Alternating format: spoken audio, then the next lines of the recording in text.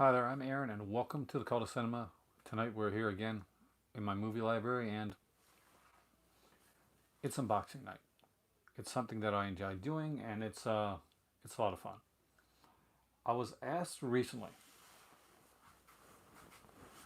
if there was any company that I thought was still kind of flying under the radar that I didn't think was getting the basically the notice or the acclaim that they deserve.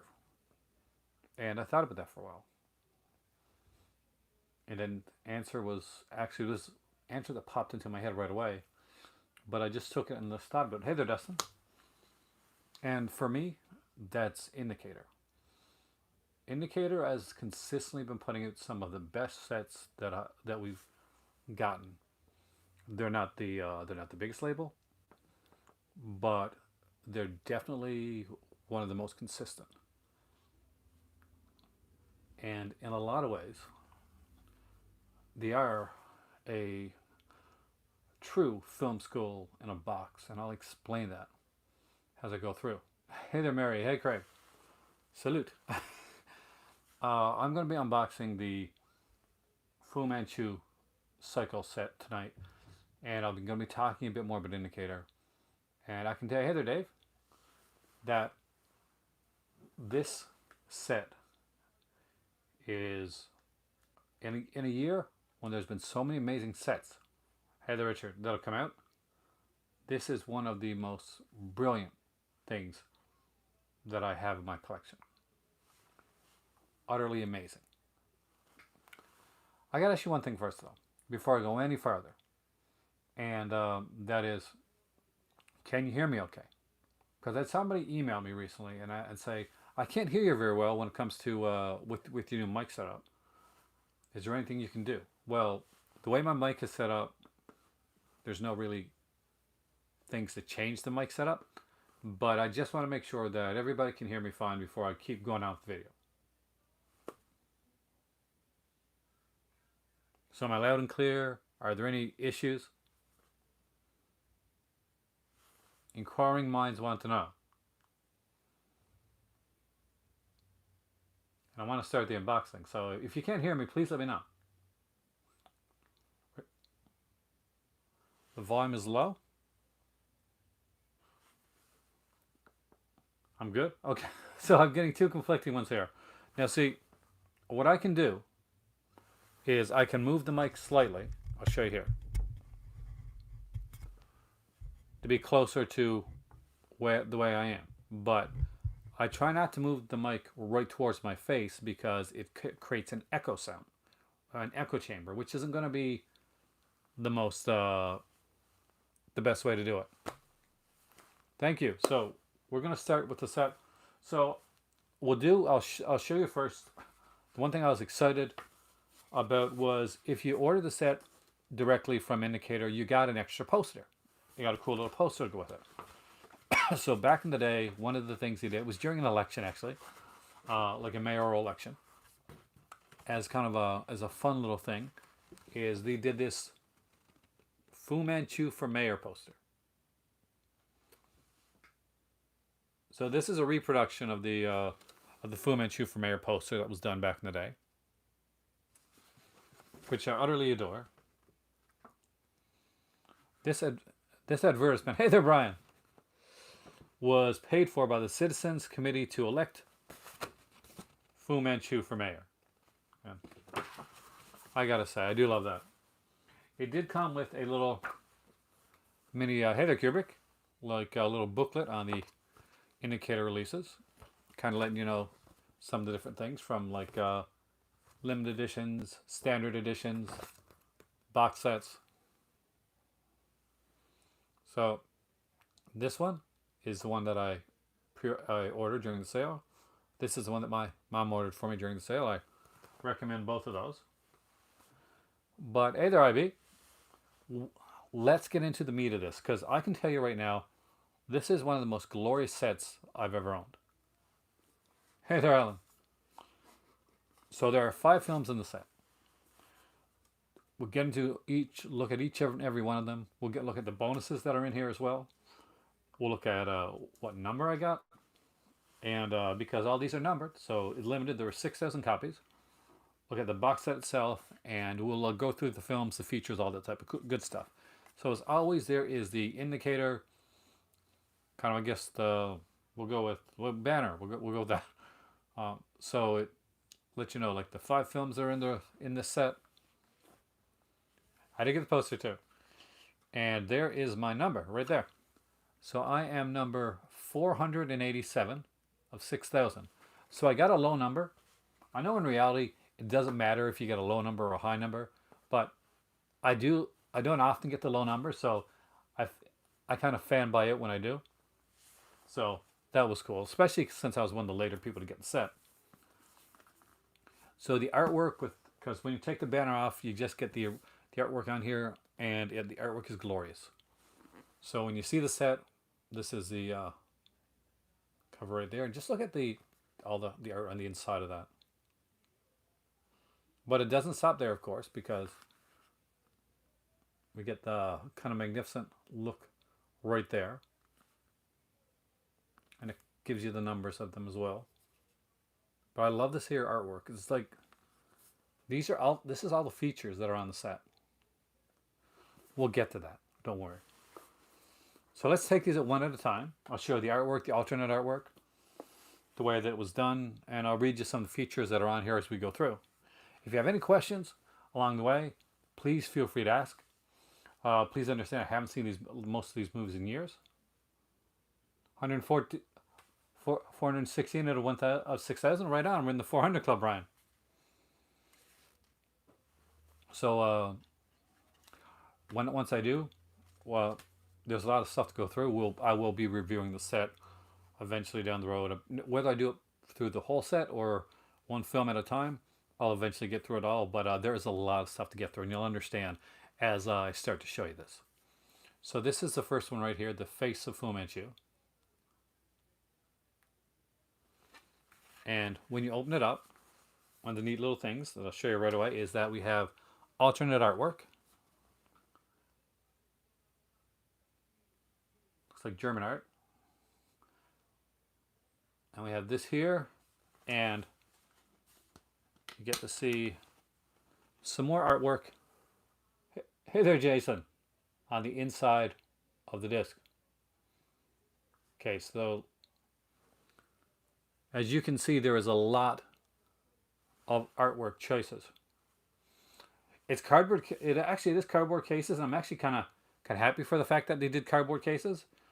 I was a little like, yeah, I wasn't sure I was going to like it, but when I got it, I completely fell in love with it because I love the three art. I love the fact that we get like three artwork options as opposed to like the regular two, and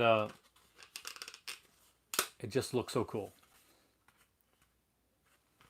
As always, it's got the indicator number there, 301.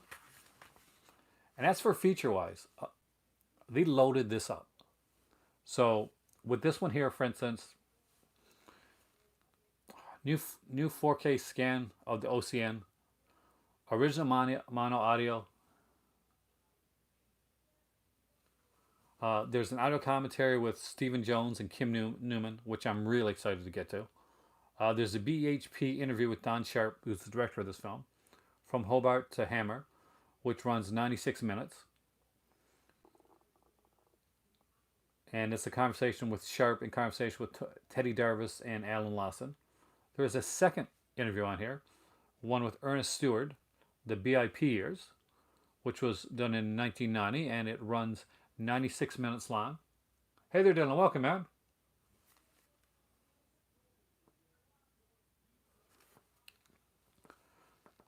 Next up, you get like a short little interview with Christopher Lee, done back in 1965 when the movie was shot. It's just a little short 4-minute long interview done from an Irish television program. There's a Vic Pratt interview, The Face of Fu Manchu. Underneath the Skin, 49-minute long interview with the educationalist and author of The Yellow Peril, Dr. Fu Manchu and the Rise of Chinophobia, Christopher Frayling. Examines the origins, history, and reputation of Sax Rohmer's work. Alternate titles and credits. I always like this next little thing, which is a kind of real cool little feature.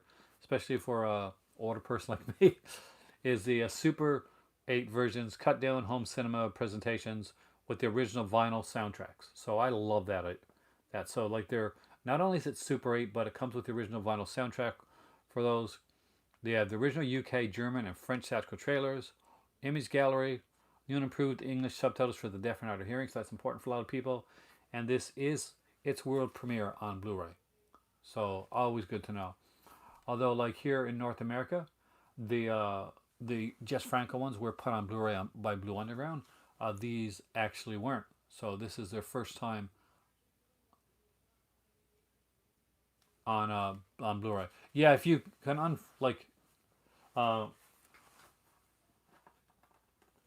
flag that there so that it doesn't get so any people's messages like don't get stopped. That'd be great. So the second one is also directed by Don Sharp, and that is The Brides of Fu Manchu, Better Dead Than Wed. And of course, as always, I'll show you guys the artwork on the inside, and it is again glorious. So we get the German art, and my cousin kind of thought he looked like Nicolas Cage right here, which I thought I see it. And so you can see there is some brilliant artwork on the inside. I love the inside artwork. Like I gotta say, look at this here. Like it is glorious. It's bright, it's colorful, it stands out. And that's behind the disc. Now these are Region B releases, just so you know.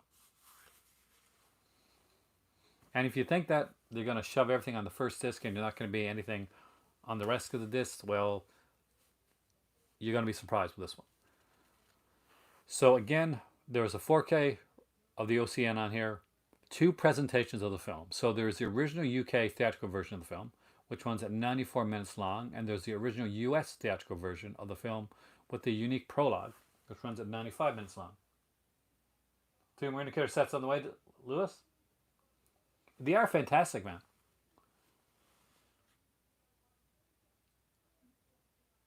Do a normal movie or movies that has the most language tracks on it? Either subtitles or audio dub. That's actually a really good question. I bought a set a while back, a Ray Harryhausen set early on, and it took about a year to come. It had like 4 movies on it, like Earth vs. Flying Saucers, and if I remember correctly, that set I think came up from Sony. Had a lot of different like language tracks. So see if I can find it afterwards for you.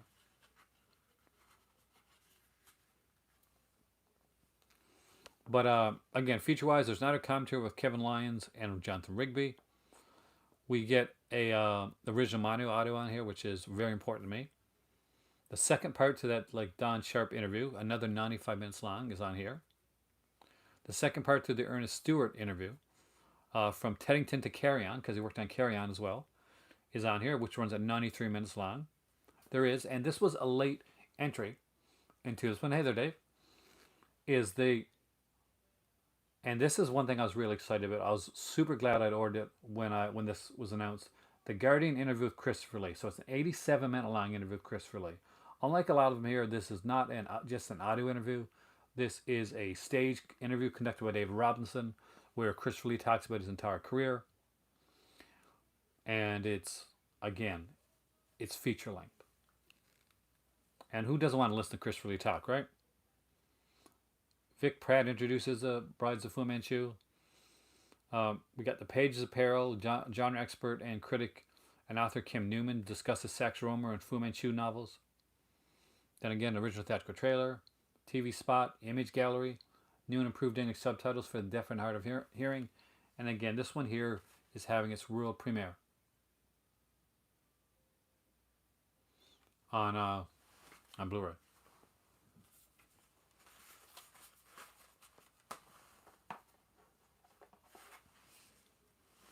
Hey Brian, if you ever want to do like an indicator podcast episode, keep me in mind. I love kind of the unique, mod, cool look of this one right here. And this is The Vengeance of Fu Manchu.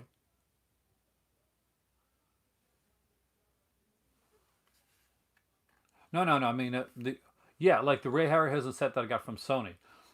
It was like going out of print, and it was pretty much, it was like during 8 months, I think, that I waited for it from Amazon. So again, we get the alternate artwork, the German artwork, and as always, we'll take out to see the artwork on the inside. And this is going to be more of a. See, now we're getting into the actually the photoplay type stuff.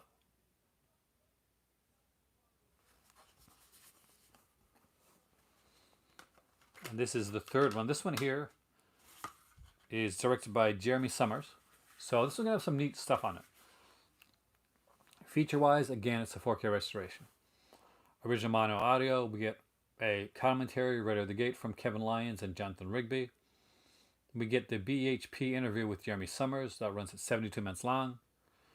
There is a Vic Pratt introduces the Vengeance of Fu Manchu. Then Tallene and Feline. Film historian Jonathan Rigby, author of English Gothic, discusses the early career of Christopher Lee. We often hear about his later career and like his career with Hammer, so it's going to be interesting to talk about his early career. The checks in the post is first assistant director Anthony Way remembers Harry Allen Towers and Fu Manchu. And here's a neat little thing that they added. So over in Britain, there was this thing done called the Children's Film Foundation. And I don't think it's going on now, but like if somebody from the UK can let me know. But what it is it was like a kind of a tax thing where they would make like films for children, and a lot of those are hard to find now.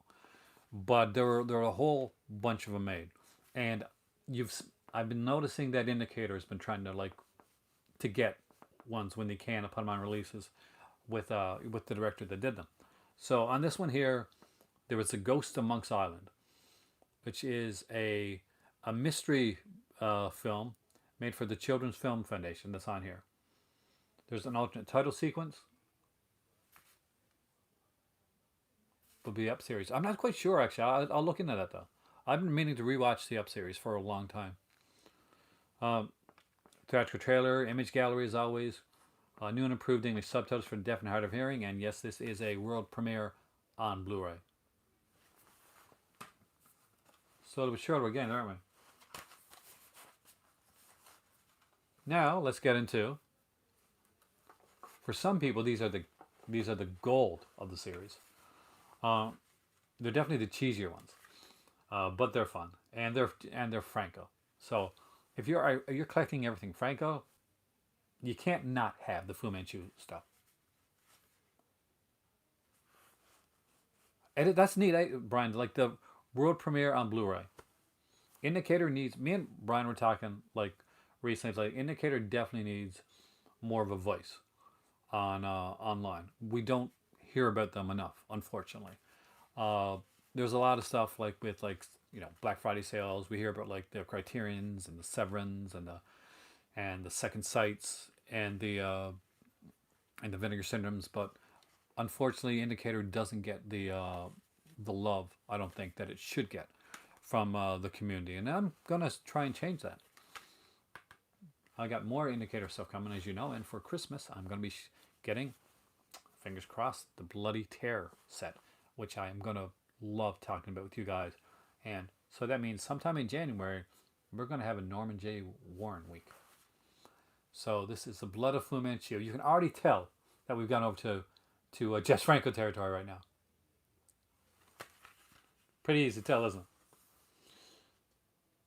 Again, we've got the alternate German artwork, and let's see what's on the behind it for this one. So we're gone into the photo play aspect of it even more. Oh, don't worry, it's not just the films. There's lots more to show you guys.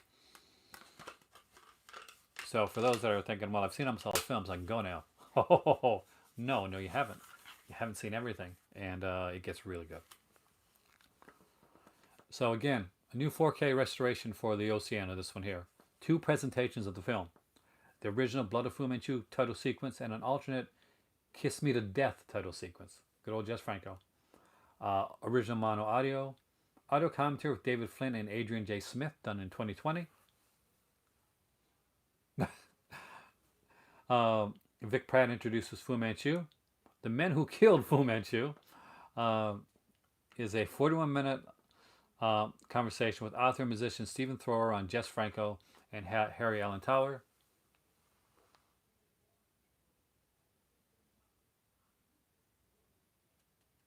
I don't think there's any company that could have done a better job, Dave, than what is done right here. That includes Arrow, that includes Criterion, that includes Scream Factory. I don't think any company is better suited to release this series of films than Indicator. And I've got a bunch of Indicator stuff behind me, and everything that they've done has been incredible. Like box set wise, if you get an Indicator box set, it's gold. They have never like there's never been a time when you're going to buy an Indicator box set and you're going to watch like, oh, that's disappointing. It just hasn't happened yet anyway. So we get also on here we get the any way to save money. Clapper, Loader, Ray Andrew remembers Harry Allen Towers and Fu Manchu, and this is really neat. The next thing. So the mystery of Dr. Fu Manchu, the Fiery Hand. It is 37 minutes long, and it is an episode from the original silent serial, done back in 1923, starring Harry Edgar Lyons, and it's presented with an optional new score by the band Peninsula. Like you can decide which way that you want to go with it. But the fact that they put in like a chapter and a lengthy chapter of a silent serial and gave you an optional score to go with it is and that's just for like an extra bonus on here. Alternate title sequence, color tests, previously unseen production footage of Christopher Lee and Sai Chin. I do apologize if I got the name wrong. Original UK trailer, US Kiss and Kill theatrical trailer, image gallery promotional and publicity material, new and improved English subtitles for the deaf and hard of hearing, and UK premiere of Blu-ray, because we knew this already had a North American release, but this is a UK premiere with a 4K restoration. And by the way, if you guys have been listening to Pure Cinema podcast and Just to This podcast, like I told you to, and you have not yet checked out Brian's Just to This YouTube channel, it is brilliant.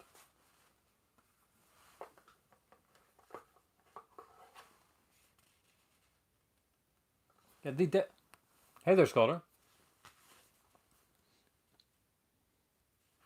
See, they definitely should be. Because here's the thing.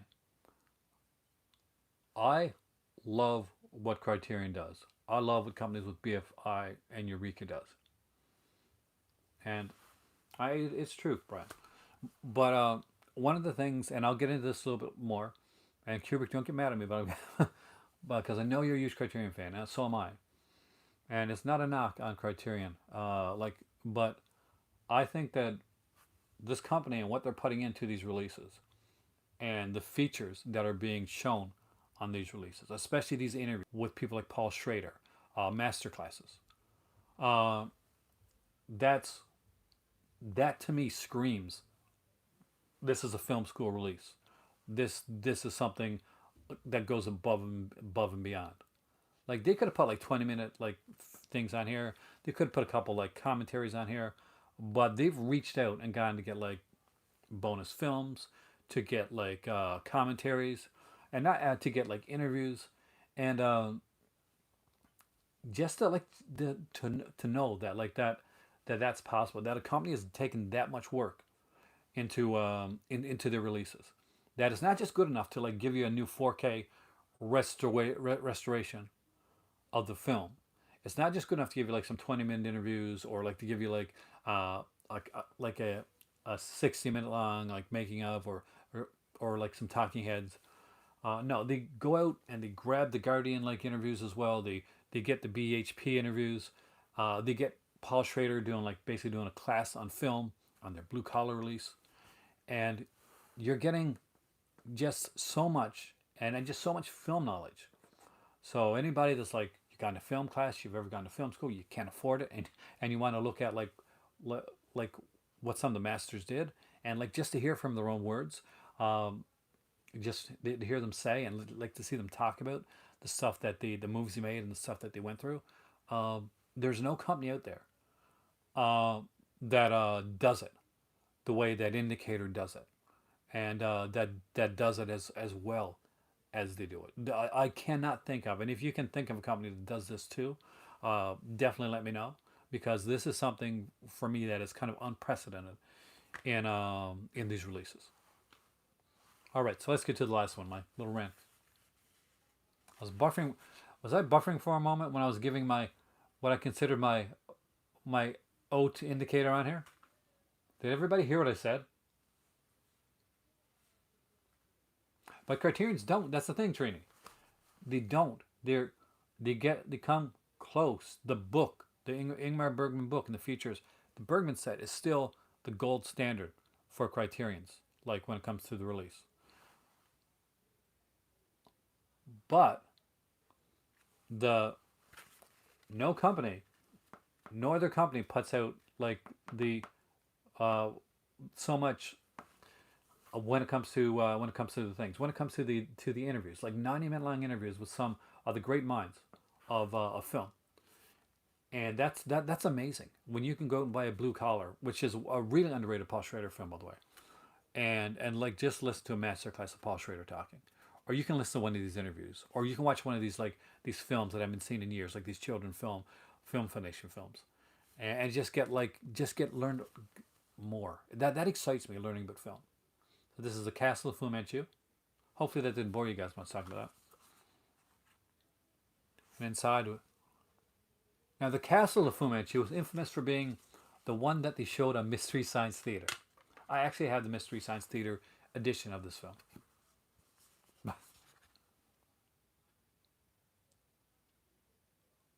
Well, for some Trini, it's a, more than the movie.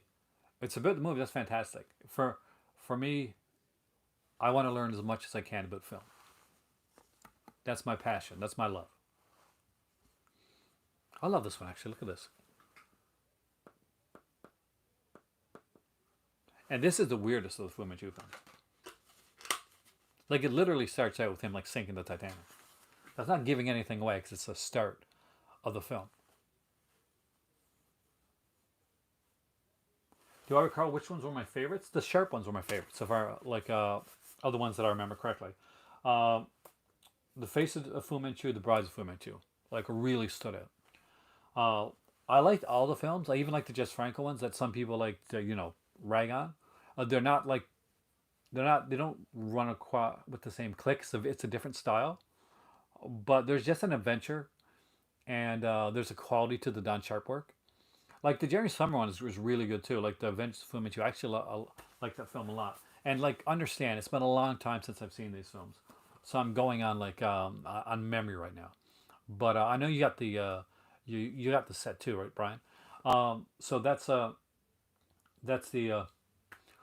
like those two really stand out to me. So if you're watching these and you're wondering like maybe I can just jump to like certain ones or just go to the middle, no, start in chronological order for these films.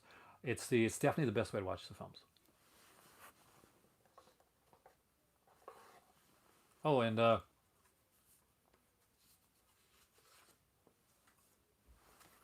next up we we get these,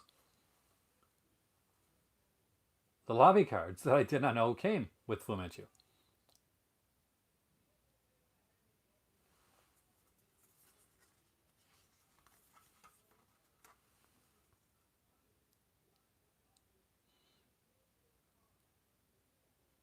Oh no, no, Charlie Chan is a detective, and basically a lot of his are like kind of like drawing room mysteries, kind of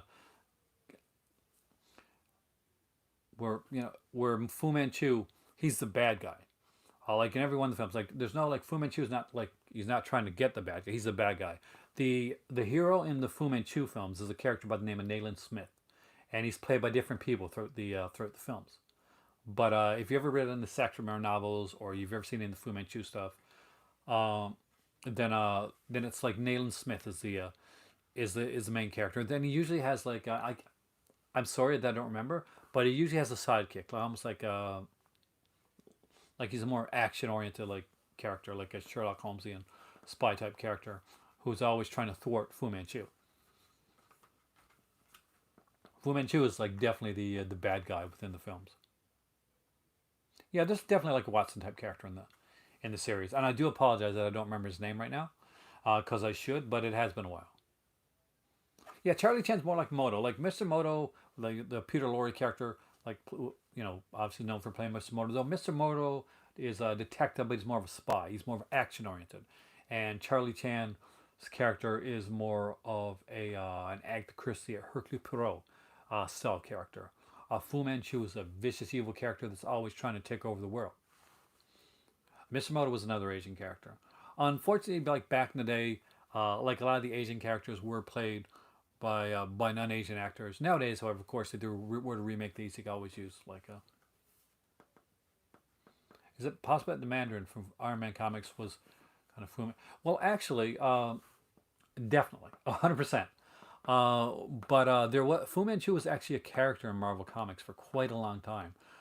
There was a character called Master Kung Fu by the name of Shang Chi, and Shang Chi it was this brilliant comic that was done, came out in the '70s during the whole like kung fu exploitation era, and it like really played around with the concept of art and paneling within comics. Do I know why in the old days do they have American actors playing Asian men? Because a lot, unfortunately, back then there was, there's more, sadly, more segregation stuff. Um, we weren't as progressive as we are right now. But that's something that's the Hollywood studios from back then.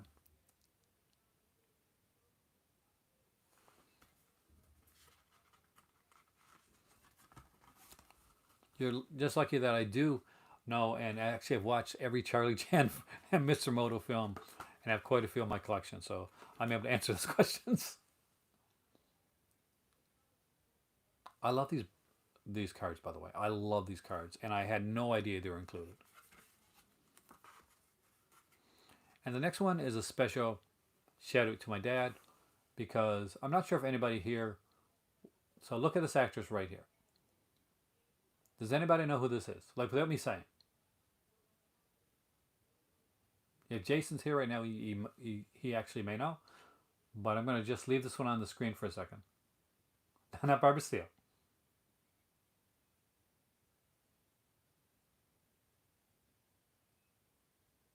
Because this is not a somebody playing a.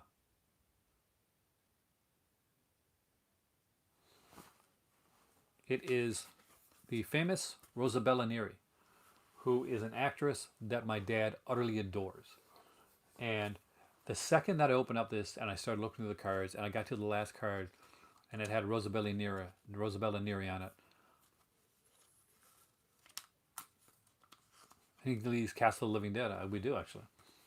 I was like, I, I contacted my sis and I said, this might be a set to grab Dad for Christmas because I know he would love these films. Well, I know he does love these films.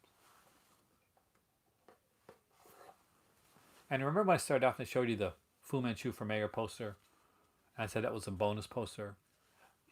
That was a bonus poster, but it wasn't the only poster that came with this set. No, this set comes with an extra double-sided poster. Hopefully you guys can see this.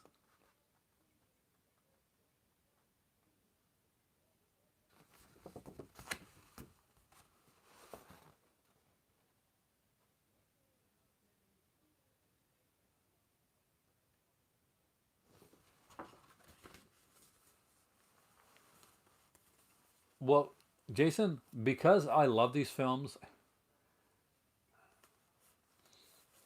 and because of the work that was definitely put into this one, this is a 5 out of a 5 set for me. The features are incredible.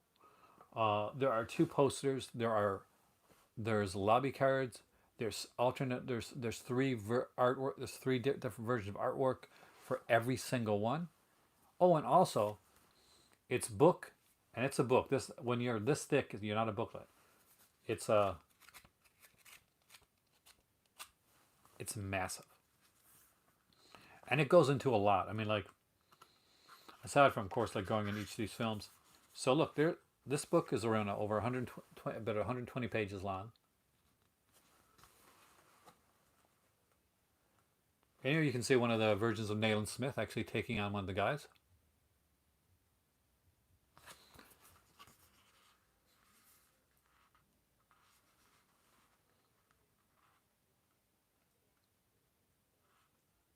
Crap editions of movies. Never really thought about that. I try to keep things like on the more like positive side, but that's actually not a bad idea for like a kind of a fun little video.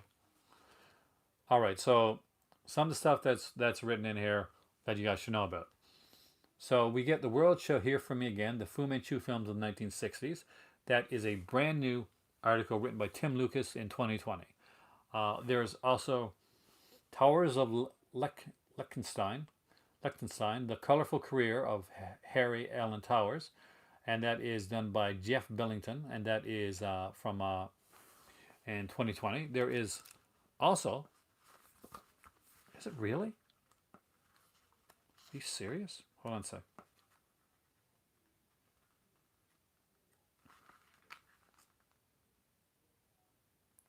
Okay, so there's a short, like kind of introductory, like Fu Manchu story, like and it's not like thing done by for Sax Rohmer back in the day, called The Pen of Fu Manchu.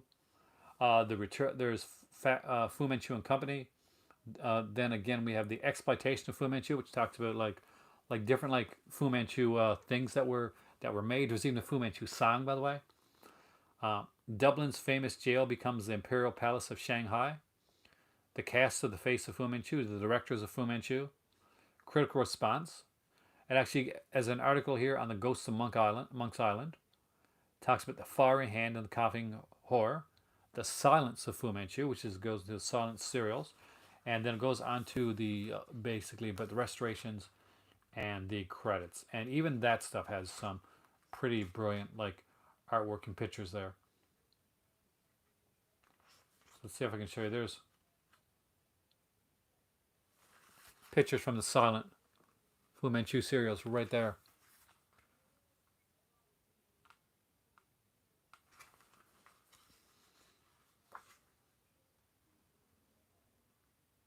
Harry Edgar Lyons played Fu Manchu in both of them, and Fred Powell played Nayland Smith. There no radio plays for this one. The silent films and like extras. I'm not quite sure if there were like radio plays for this.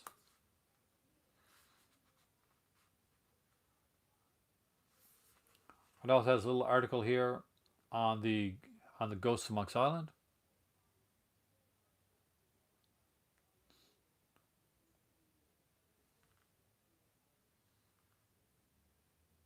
A day in a life video. That's actually kind of not a bad idea. Actually, like, and that's a cool idea. This is neat. There might have been actually. That's the thing. I'm not saying there wasn't. There probably was. There's like radio plays like Kubrick for everything. Not something that they managed to get on here. Like there was a radio. There was a record called "Don't Fool with Fu Manchu" by the Rockin' Ramrods. Pros and cons of colorization of old black and white movies. Actually, not a bad idea.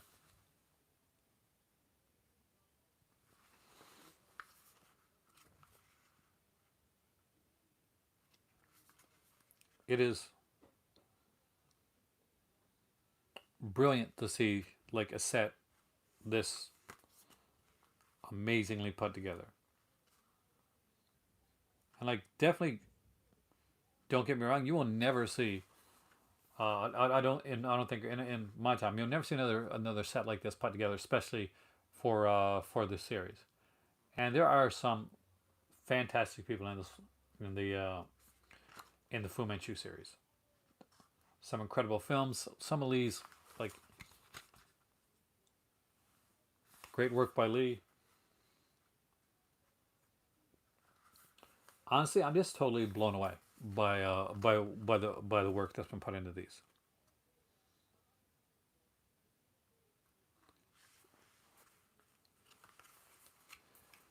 Mary, you're going to be very very impressed when you get this set.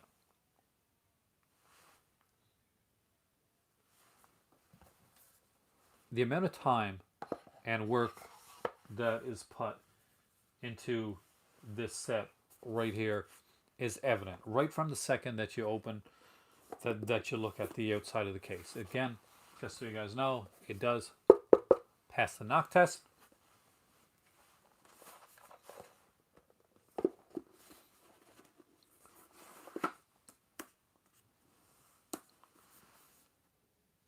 And this is how it looks from this side. I was unsure how I was going to feel about the cardboard cases. I'm won over by the cardboard cases. So if anybody, if that was anybody was like kind of wondering,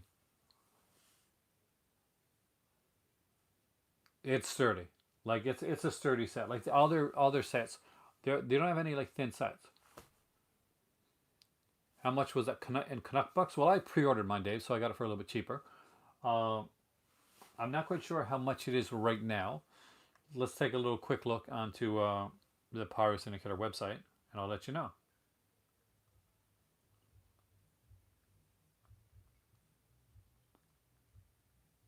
I don't have all the sets. There's around 3 indicator sets that I don't have. Now, does anybody know if there's ever been a set where they put like lobby cards in them before? Because it's the first one that I've got that's ever been in.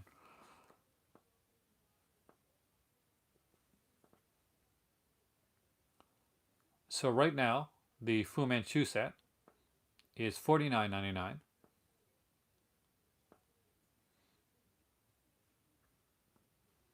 Which here in Canada, in Canuck bucks, is going to run you about $86 pre-shipping. And I will say that it's worth it. It's really, really worth it. If you don't have the set, or if you've been like hemming and hawing or wondering if Indicator is a company that you should check out, 110%. Definitely check them out.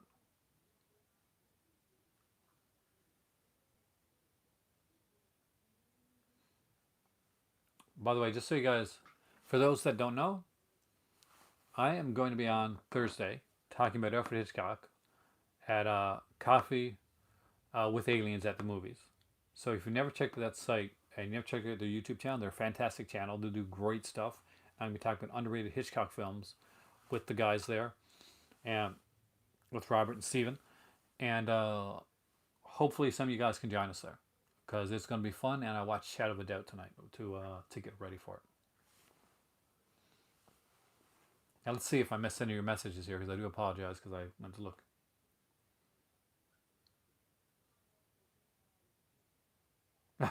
It is great, Audra. I mean, it is fantastic. Got your Xbox Series X? Congratulations, Jason. I'm waiting for till after Christmas to get a system. Uh, but I've been hearing great things. So congratulations. I'm so jealous of you. The channel, it is Coffee with Aliens at the Movies, which is a uniquely cool name for a channel, and they do and have a lot of guests on. And I think they're one of those channels right now that are kind of flying under the radar, that once you see it, you're going to be back for more. Um, Even when I'm not on it, especially when I'm not on it, that's when it gets really good. But if you don't mind coming in and checking us out, I'll be guesting on there on Thursday, and we'll be talking about Alfred Hitchcock films. And you guys know how much I love my Hitchcock, and it's been so long since I've been able to talk about it. I'll probably even get to hear a little bit of my crush that I had on Teresa Wright back in the day.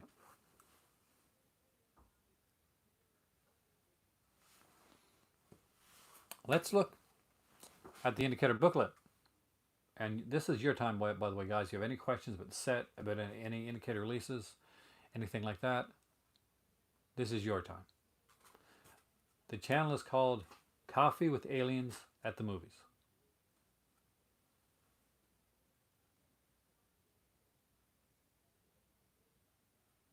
See, resellers, not big on resellers. You know how I feel about like scalping. But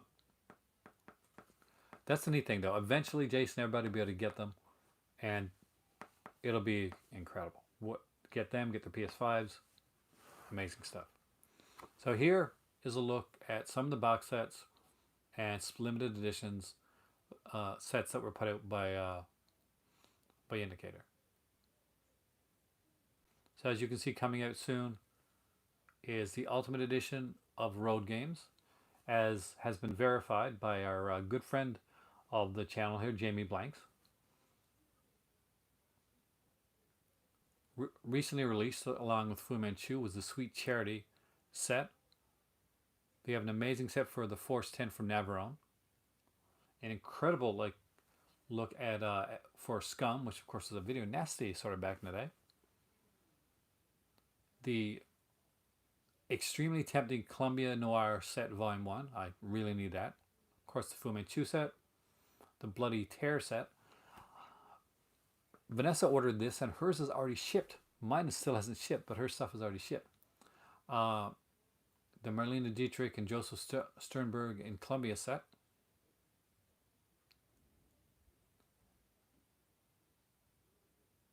I've seen Damn Fool, Idealistic Crusader, Spencer Channel. I think I have actually. John Ford at Columbia. There's one of the Hammer sets. I think this is volume. No, sorry, this is Samuel Fuller set. At Columbia. God, I'm blind. That's Hammer Volume 5, and that is William Castle Volume 2. Now, recently, there and as of right now, Indicator's having a big sale that's going on. I'm definitely getting the Columbia Noir set. I'm hoping I can like hold off on for a bit, Brian, because I can't really afford it right now. But it's one. I only have 3 box sets to get to have a complete like actual like big box set collection of so far Vindicator titles. So I've got like I got the John Ford set, the Columbia Noir set, and the 5th volume of the Hammer set left to get for Indicator, and then I'll have all the releases. So much coming out, man. That you gotta just like pace yourself on what you're gonna get.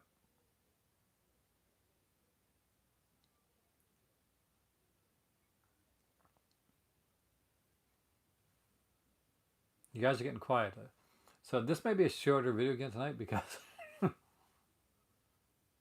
that's the thing. Indicator is one of those companies that I think, Jason, a lot of people don't realize like what the whole breadth of what they do, the whole like magnitude of the stuff that they release. People just kind of think, okay, it's maybe it sticks with this genre, but Indicator has a lot of different stuff. Like to go through like randomly pick some releases just to show you how like the different type of stuff you're going to find on an Indicator website, and not just in box sets either, by the way. You have like horror things, horror films like of course Peter Cushing, Chris Riley, and I Monster. There's Devil in a Blue Dress. Then you get Britannia Hospital, Lindsay Anderson film. Then you'll find like The Beast Must Die on here, and Agatha Christie's Endless Nights with Haley Mills. And you go from something like that to find a film like Helen Mirren and Hussey, or a movie like Fat City or Birdie, which they also had a CD soundtrack out of. And then you go from that, and you can see things like Elizabeth Taylor in Suddenly Last Summer, The Mind of Mr. Soames, which is an underrated film, by the way. The Last Movie, Night of the Demon, or something like The Collector with Terrence Stamp.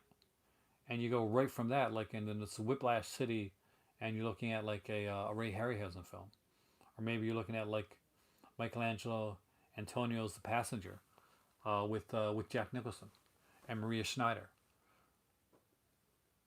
They put out a bit of everything, but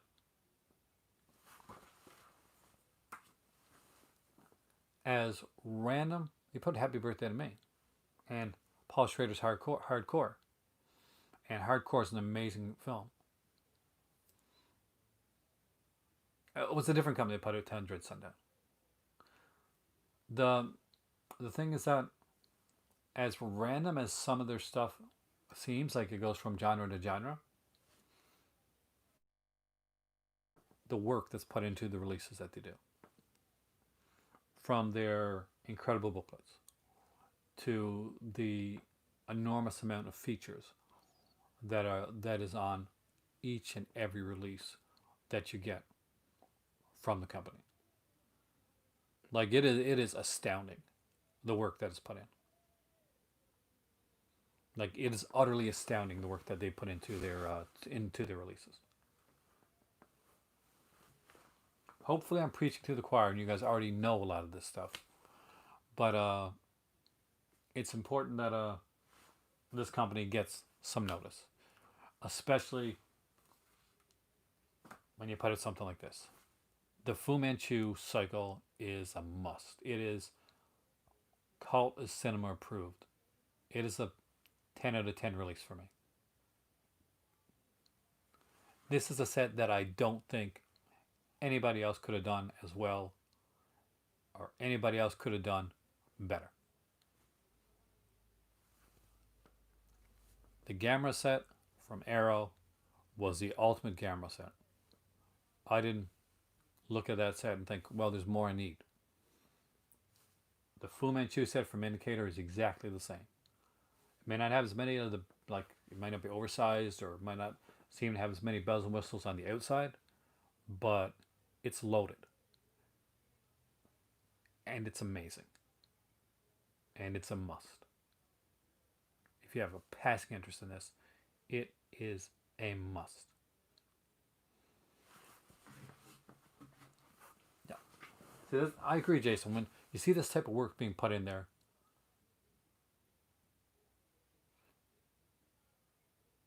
exactly. Ingmar Bergman is the same. These sets that are being put out now, Severin put out the Al Abson set. Again, an amazing set.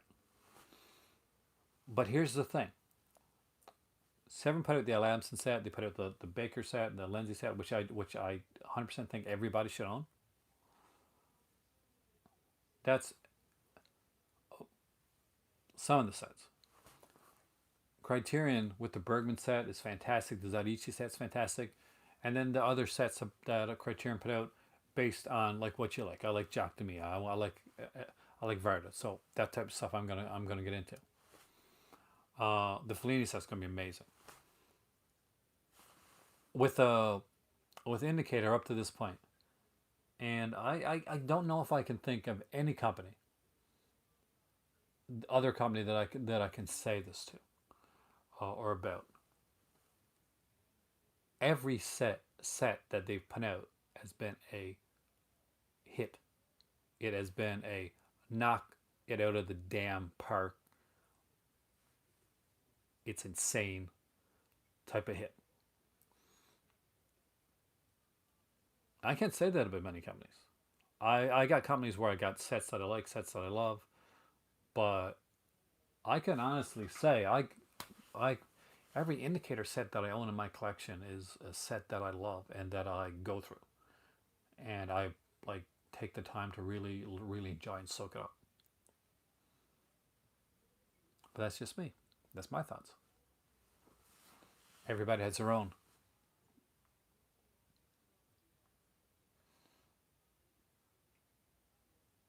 You'll see Indicator do some Charlie Chan sets someday. That would be amazing. I got like the Fox like Charlie Chan sets that came out. You remember those 5 sets that came out?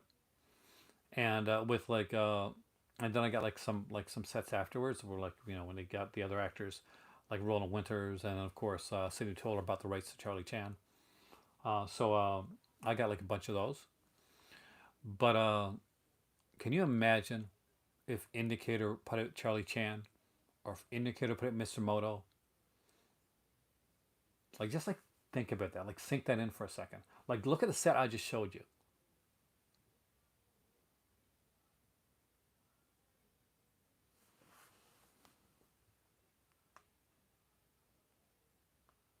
Vinegar Syndrome, all the sets like have been great so far. It's getting there. It's still Alan. I'm still got like there's still a bit of pain actually. Um, so it's healing, but it's healing slowly. And I'm being very careful with it. But thank you so much for asking, by the way. I appreciate it.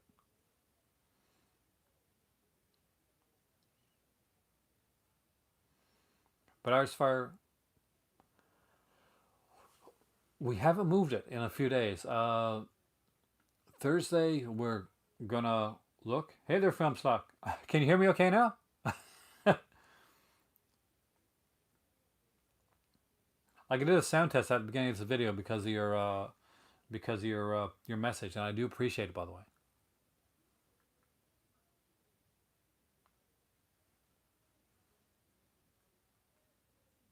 All constructive criticism is good and very helpful.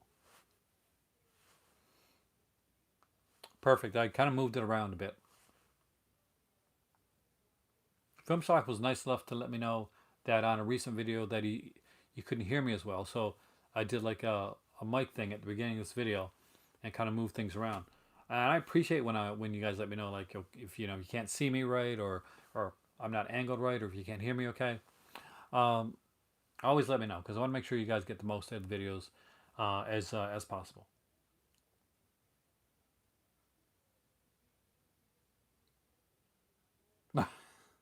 Yeah, those screen factors are taking a long time for people, aren't they?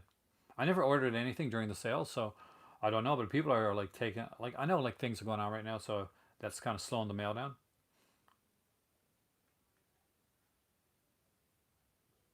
But let's hope the mail and everything else straightens up by January.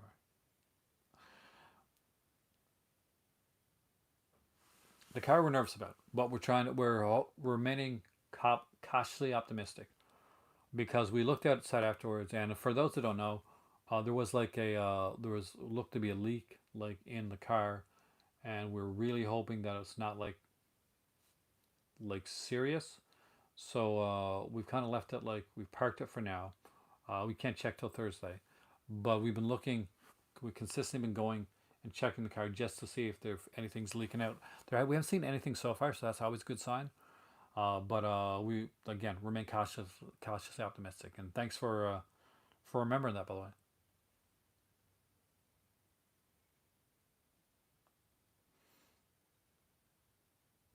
But more than likely, we're gonna have to take it in just to see. And fingers crossed, it won't be too bad.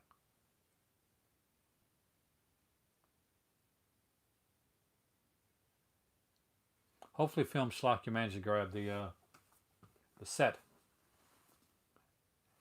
Hey there, Robert. Because this was amazing.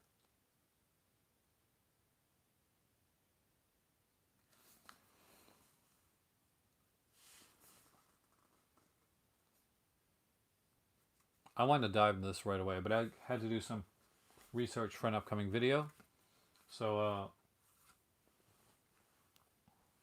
I'm just right now just like looking forward to the just getting into and to the set. So probably the weekend sometime I'm probably going to start watching the Fu Manchu stuff.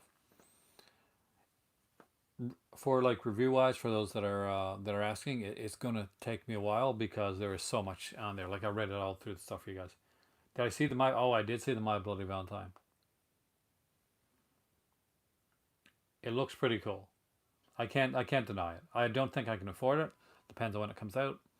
It says it comes out in February, so if you don't do pre-orders like now and like they're all sold out like within a day or two, then maybe by February, like I can save up enough money to grab it. But this close to Christmas, there's no way I could order it now. Christmas is like less than 5 weeks away. And trust me, I know because the company that I work with deals with Christmas stuff.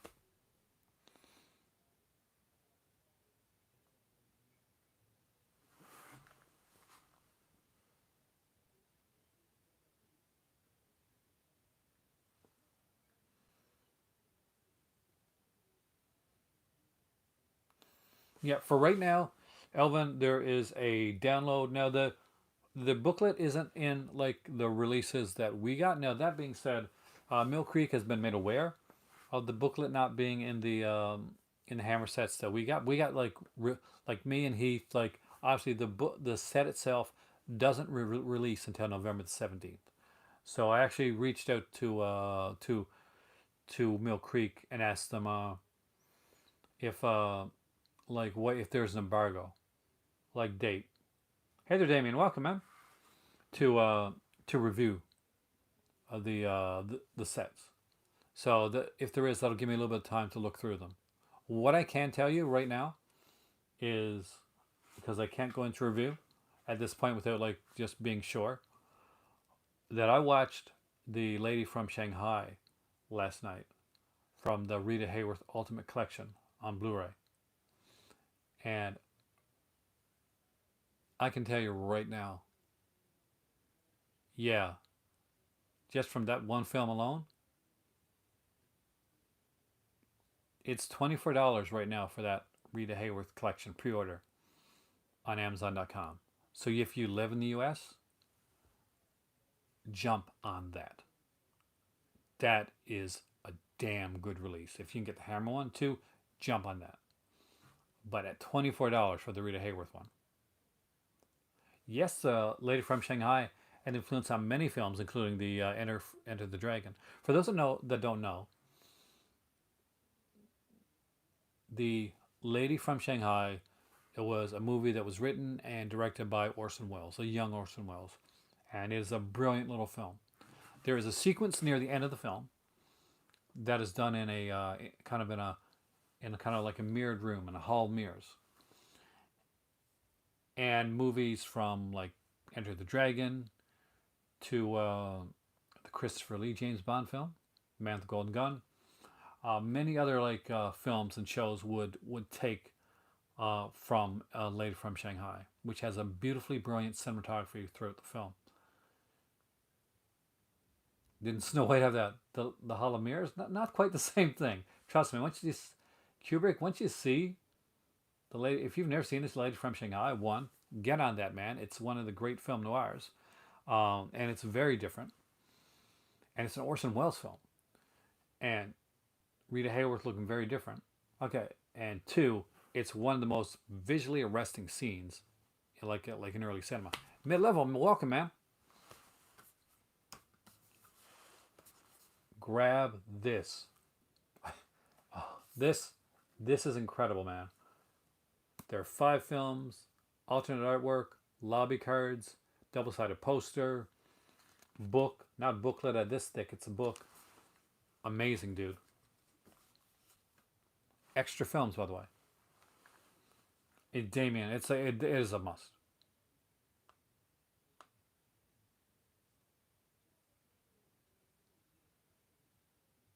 I clipped on a trip to cinema at the Oscars one year. Nice.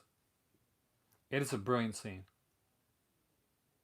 Like, but 100%, both of those sets. I'll be reviewing them in full, and I talked to Daniel as well, from Cowbibs, and hopefully, fingers crossed, I'll see if we can do something. We're trying to see if we can do something on talking about that set. Yep. Elvin, actually, when the Lady from Shanghai was being made, they were kind of on the outs. They were at kind of coming near the end of their relationship, but that didn't stop them from like making an excellent film and like being professional. There's so many weird and unique characters in Lady from Shanghai.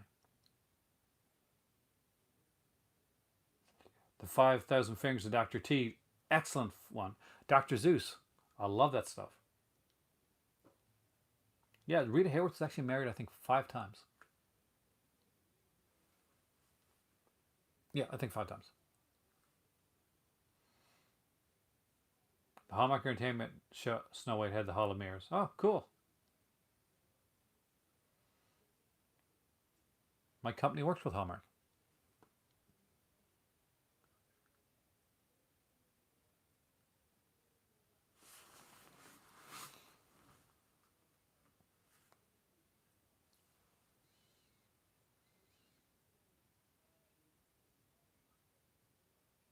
There are a lot of great titles. Damon, as was like mentioned by my cousin, is actually something that I should have been aware of at the time. But you know what? I wasn't. When I think of Fred Astaire, I usually think of Ginger Rogers. Like the most of you guys really like when you hear the name Fred Astaire, think about like right away, Fred Astaire, Rogers, right? That's what comes to mind. That's what you'll initially go with. They made so many films together. They did so much work together. Fred Astaire and Ginger Rogers. When Fred Astaire was asked who his favorite and best dancing partner was that he ever worked with in cinema, his answer was Rita Hayworth. And and yes, there are Fred Astaire, Rita Hayworth films on that 12 film set. Amazing, isn't it, when you think about it? For a long time, I didn't know that either. My cousin reminded me of that.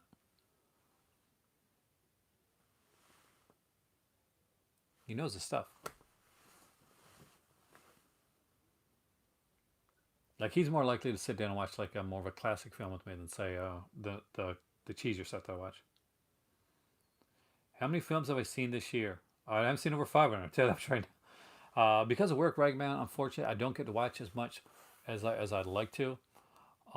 Recently, with my cousin around, though, we have managed to probably get in one to sometimes two films a day. So more films recently, and because I'll be going through like the sets, through the Fu Manchu, through the Rita Hayworth, through the Hammer set. I'm also gonna be watching more than I initially watched. It is incredible. It is an amazing transformation. Lady from Shanghai was a very different film for her, by the way. She cut off her long red locks and went for a platinum blonde look. Have a great night there, Alan. Thank you so much for coming in and staying for so long when you said you could only stay for a few minutes, so I appreciate it. If you never saw my video last night where when I unboxed the Mill Creek stuff, please check it out. It's I'm very proud of the video, and the sets are gorgeous. Like when you the Rita Hayworth set, just like the discs art and the for the cover art and the art on the inside, it is brilliant. I cannot say enough about it. I haven't seen much any of the Hammer set yet. I did. I was gonna watch some of the features on the last disc, and I looked through the different ones. I like the kind of like the menus because I like a static menu, and when it has like the commentaries, I have the movies like watch the movies, and it'll have like bonus down below, and you click on bonus, and then it'll bring up the screen, and you can watch the movies like with commentary. So there's like 6 films on the set that have commentaries on them, and I don't think the commentary. I have to check, but I don't think the commentaries are on the indicator sets as well. So these are some different stuff that we're getting on the Mill Creek release. I got to dive into that a little bit, like check a little bit like closer, but I'm pretty sure they aren't the same commentaries as on the Mill Creek, so they're different commentaries. So if you're a big fan of Hammer like I am, and you want to have like the you want to have the films in the collection, or if you've never gotten a Hammer before, the Ultimate Mill Creek set is a really great place to start. You get 20 movies uh, for uh, for a while it was like I think it's $80 now. For a while it was like $40. Like so, keep an eye on the price for that because those are really good. And again, I definitely need the Inner Sanctum set mid level. I'm a huge fan of the Inner Sanctum series of films. They're fun. They're cheesy little short films. For those that don't know, the what mid level is talking about. The Inner Sanctum movies were movies that were made with Lon Chaney Jr. They're kind of like loosely based on the Inner Sanctum like radio series that came out previously. Now Mill Creek has released an Inner Sanctum set, and there are a bunch of features on this Inner Sanctum set that I really want. I've got an early DVD release of the Inner Sanctum series, which is glorious, but it's only 2 discs, and it kind of I think they're flipper discs at that.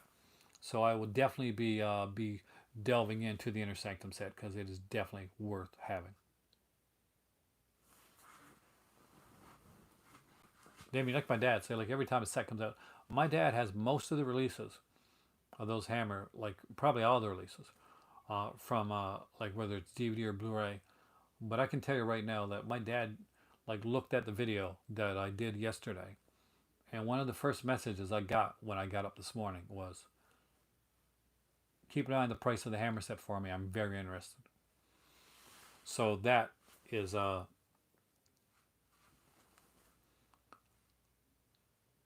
with my dad. You don't know how much of a stamp of approval that is.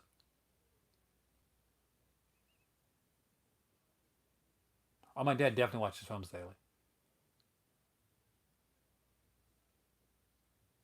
Yeah, in the UK, your Inner Sanctum is being released by Eureka, which, well, I am sure 110% be an amazing release.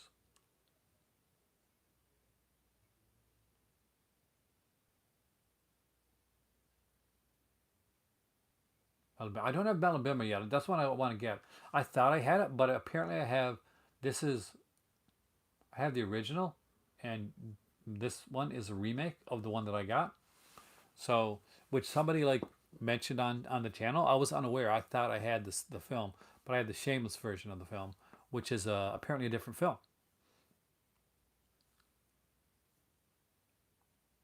One of my favorite commentaries, by the way, is William Friedman on Narrow Margin. I just like I can listen to that commentary. It's one of those commentaries I can listen to anytime.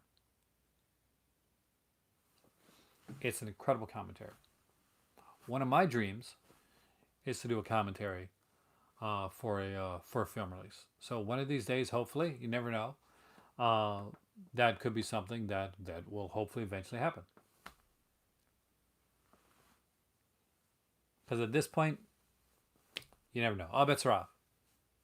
Dream big, right? I never thought I'd be here talking to you guys. Uh,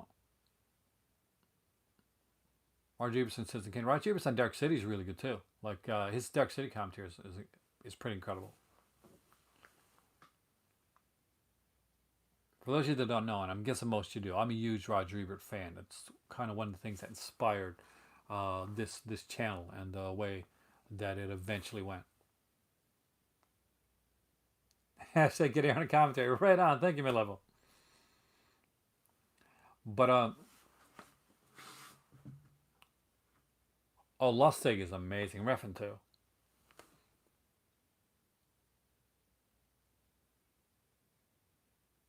Definitely worth checking out. Like because the commentary I really liked it, and it's been years since I've listened to it, but I really liked it.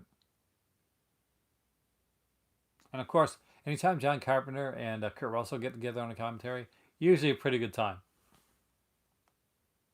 Often not talking about the film, but usually a pretty good time. Commentaries, you get Sam Deegan, Kat Ellinger on commentary. It's commentary gold every single time because you're going to learn so much about like not just the film, but behind the scenes on the film, the making of the film, like different things. They go into like they so go into different stuff. Actually, I cast a blank here. I did not know they did commentary, so I haven't checked it out. I disagree with their thumbs up, thumbs down a lot. Actually, obviously, I'm a horror fan. I grew up in the slasher era. There's a lot of times that I clashed on ideas with Roger Ebert and Gene Siskel. I do, however, respect the hell out of both those guys, and learned a lot about film analysis from both of them, especially from reading Roger Ebert's like film reviews. I didn't always have to agree with his film reviews, but I always understood his analysis of the films, and I appreciated it for what it was. I didn't have to agree with it, but I learned a lot from those guys over the years. I think the Torchy hated the Friday 13th franchise. Yes, they did horrible things. I really think that the whole Friday the 13th franchise thing, because let's face it, mid level, those, like their hate of those films, the Dead Kid films is what they called them, was what made their career. It really did. Like that's what really took off the show. The show is when he started this whole big like crusade against like things like Friday 13th and films of that ilk. Um, and it was it got them in the papers, got them on like TV shows. There was, I'm guessing, a lot of like actual hatred like going through. I have to understand like the life of a movie critic, of somebody that goes in to watch film after film after film to write up and review. Uh, to somebody like Roger Ebert, to somebody like Gene Siskel, a lot of these films after a while, and where we are blanketed with comfort by the by these by the sameness of the films and kind of the formula. A movie critic that's reviewing movies on a regular basis it may come across in a much different way, in something that it just gets annoying. So I love the Friday 13th franchise. It is my favorite of the big horror franchises. But I understand. I don't understand trying to give out Betsy Palmer's address. That was wrong.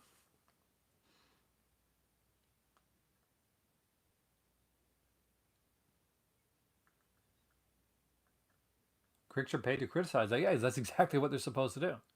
We may not always agree with it. We don't have to agree with it. We can choose to like it or not like it. Did your arrow pushback crash? And the William G said, when did they push it back to? Like I heard that they were pushed back, but like I didn't know like for what how far they were pushed back for. And the one thing about like you can say with Roger Ebert is he's not somebody that just criticizes films and people say, well, people that can do and people that can't like whatever like, but criticize. But he actually he did. He wrote films.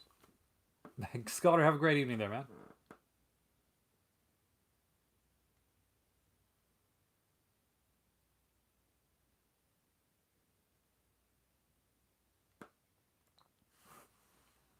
Well, I love Blue Velvet, so that's like we'd probably disagree on that one.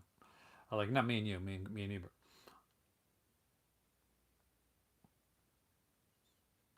But just like I can come on here, well, have a great morning, and and may have a fantastic video, and I think everything goes right. I can come on here and have a time when I think just every thing just doesn't work out right. Like every like oh, the video's not going right, and it happens. Everybody has a bad day. Um, that's one thing there. You can't fault the passion that Ebert or Siskel had for the films because they were there. The passion was there, and somewhere, whatever type of afterlife or whatever thing you believe in, if you believe in any of that stuff, Siskel and Ebert are probably sitting up in a movie theater, like somewhere, watching their favorite movies and arguing back and forth about the merits of each of them. And each one of them thinking the other one is so wrong and their opinion is much more right. And that is brilliant.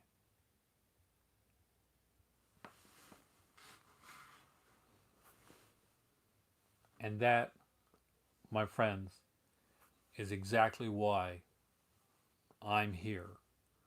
And every other YouTuber that you've ever seen review a movie or do like a whatever, like a regular review or a con review, it doesn't matter. Uh, Almost every one of them was inspired and grew up on Siskel and Ebert. We all did.